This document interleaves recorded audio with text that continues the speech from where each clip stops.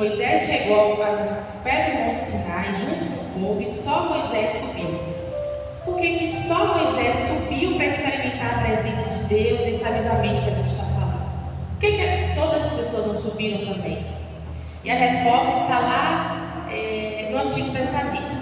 Antes do pecado original, o plano a princípio era o homem viver em amizade com Deus, em íntima comunhão. Todos nós temos acesso a Deus mesmo.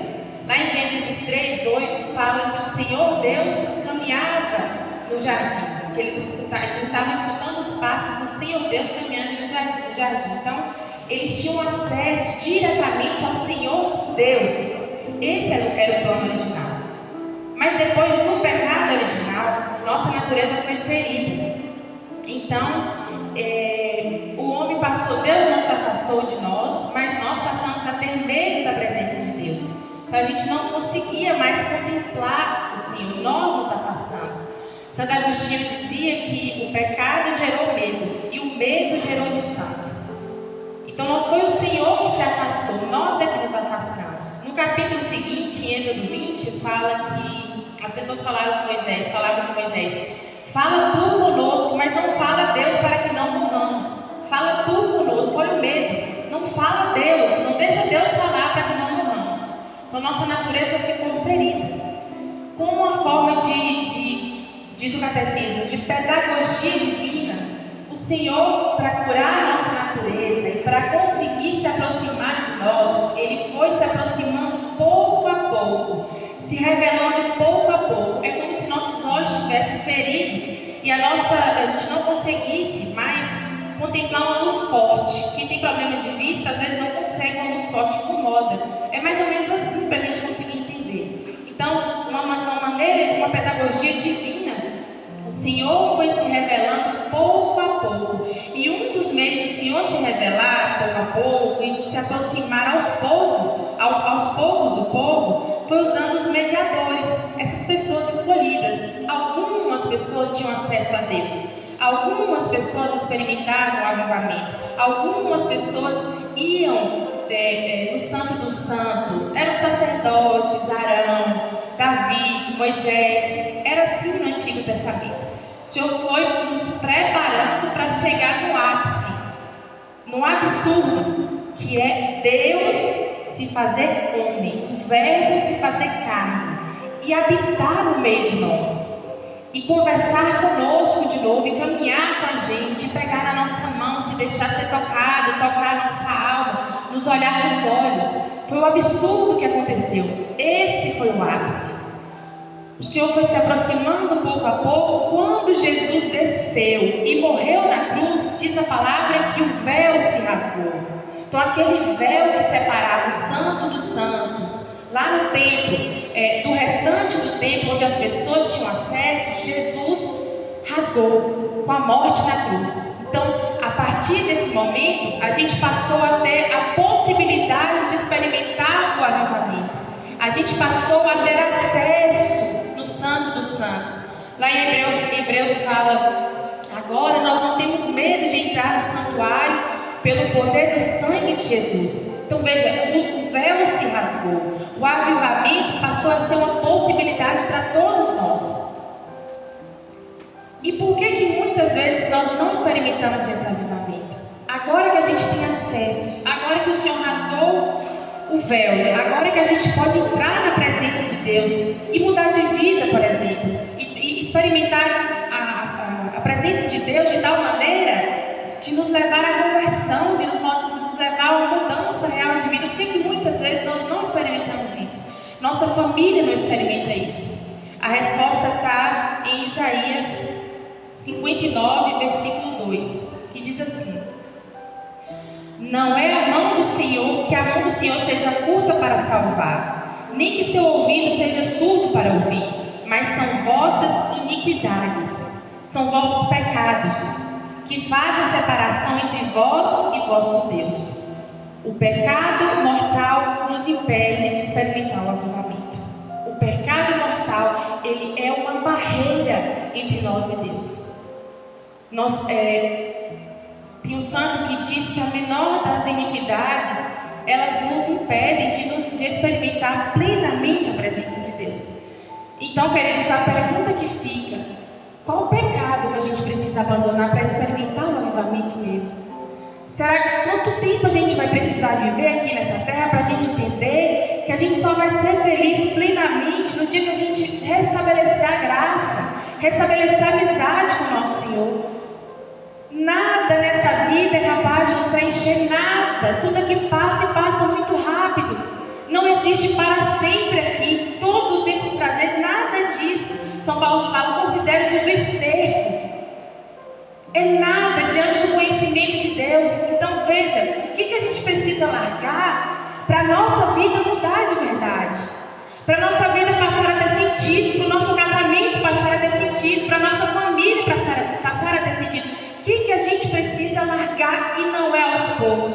Com o pecado mortal a gente não negocia, meus irmãos. É agora, é de uma vez, por todas e para sempre. É já. O pecado mortal é já. O venial, a gente vai nessa luta para ir nos aperfeiçoando. No livro Imitação de Cristo fala: se a gente considerar um pecado venial, um vício, um defeito, nesse sentido, e combater esse pecado por ano, no curto prazo de tempo, nós seremos santos. Mas com o mortal, não negociamos. Será que a gente vai ter amanhã para a gente renunciar? Será? Essa vida passa tão rápido. Qual o pecado agora façamos honestamente diante do Senhor, porque Ele deseja hoje se aproximar de nós. Façamos honestamente o exame de consciência. O que eu preciso largar hoje para eu ser feliz? Porque aí a gente experimenta já um certo tipo de felicidade aqui, quando a gente está plenamente unido a Deus. O que a gente precisa largar? É a fornicação? É o sexo fora do casamento? É o adultério? É a masturbação? É a pornografia? O que a gente precisa largar hoje, em nome de Jesus, para a nossa vida passar a ter sentido, para a gente experimentar a presença do Senhor? Não é que com o pecado a gente não experimente nada. O Senhor tem uma graça que antecede o avivamento.